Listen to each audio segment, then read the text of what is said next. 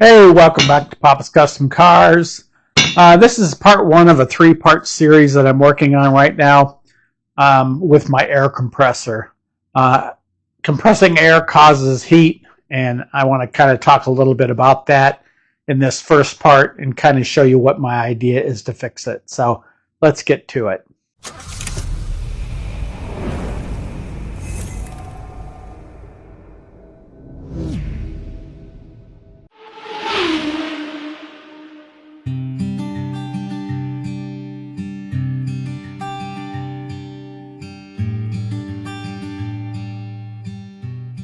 So I've been researching a lot on the internet. So what basically happens is anytime you compress air, be it a turbocharger, a supercharger, or your air compressor, anytime you compress air, it generates heat.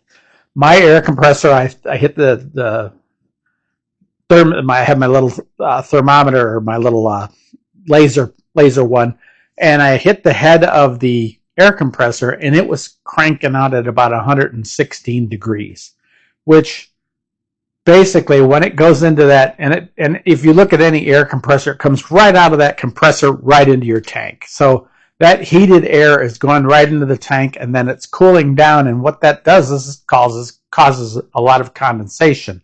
That condensation, if I can speak, creates issues inside that tank, be it water, rust, and everything that goes with it. And then when you're running your air compressor, like say you're painting an entire car, that compressor is running quite a bit.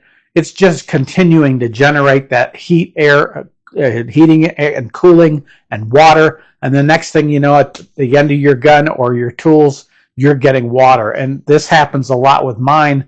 When I was like sanding the car, I would get water in my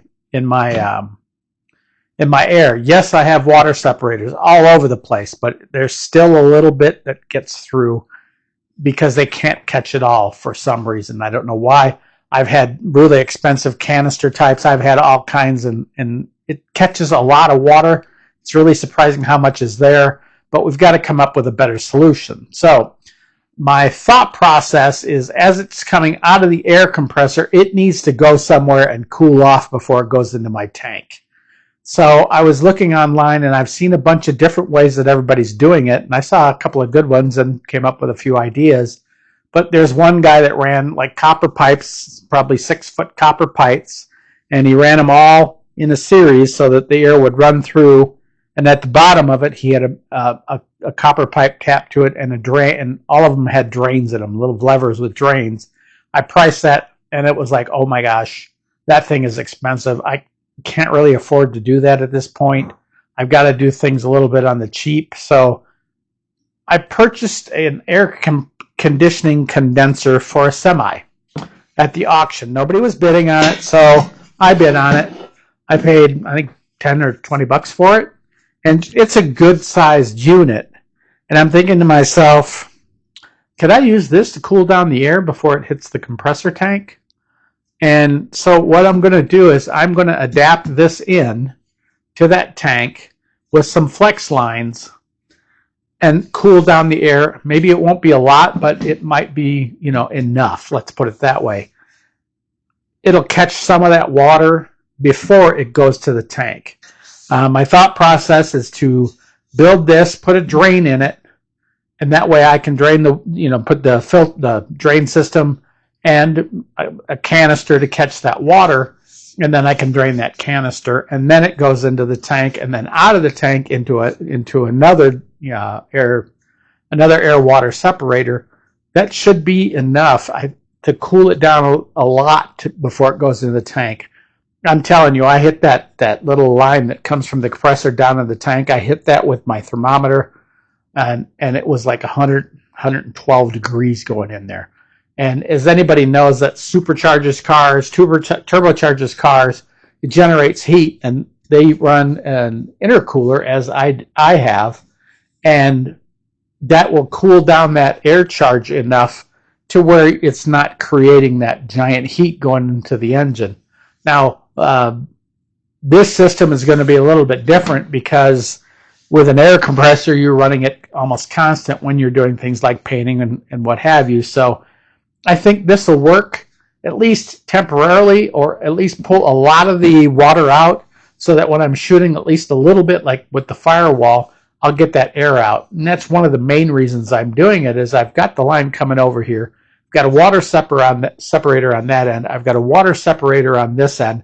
I've got a water separator on the gun. This, in conjunction with the rest of it, I'm hoping brings that charge down in temperature by running it through this with a fan on the back of it. I'm just going to use probably a box fan for the time being until I figure out another way to do it. Basically, I need a fan that turns on when the compressor turns on, and that way it goes on and off. It might take a little bit to do that, but I think I can wire it into the switch so that when that pressure turns on and it turns on the pump, it also turns on the fan for this. So I'm going to run you through what I'm doing and how I'm doing it. I'll shoot you some pictures of the compressor, but as anybody knows, it goes right, I'm telling you, it just goes right out of that compressor right into the tank. There's no ifs, no curves, no nothing to keep water out. That kind of falls on you. There are air dryers out there that you can buy. These things are $3,000, and I don't have $3,000 to spend on an air separator. I bid on some at the auction, and yeah, they go for seriously high money. So I'm going to give this a shot. I think this will work. So what I've done so far, and that'll be in the next video, is I'm trying to decide how to put this in. Now I've already tried it one way, and you'll see in the video. Like I said, this video is created after everything because I lost the first video. So this kind of goes back through everything that I did. But the air compressor from the compressor to the tank uses compression fittings, and then out of the tank it just uses regular line pipe thread. As long as you seal that pipe thread, it works fine. And my whole system in here all uses it's a system that I bought, and there's a video on it. But I'm going to attempt first to use compression fittings, and I'll find out whether or not that works, and so will you. Subscribe, you'll see how it all goes. But this is my thought process. I'm going to build, it has these little pins at the top. I'm going to build a mount for it, probably out of angle, and then I'll mount it to wood on the 2x4s. I'll run some stringers and then mount this to the stringers. I haven't figured out quite how to do the fan and all that kind of stuff yet, but we'll kind of figure it out as we go together, and you'll kind of see how everything works. So with that, make sure you like, share, subscribe, follow along, and see how this all works out.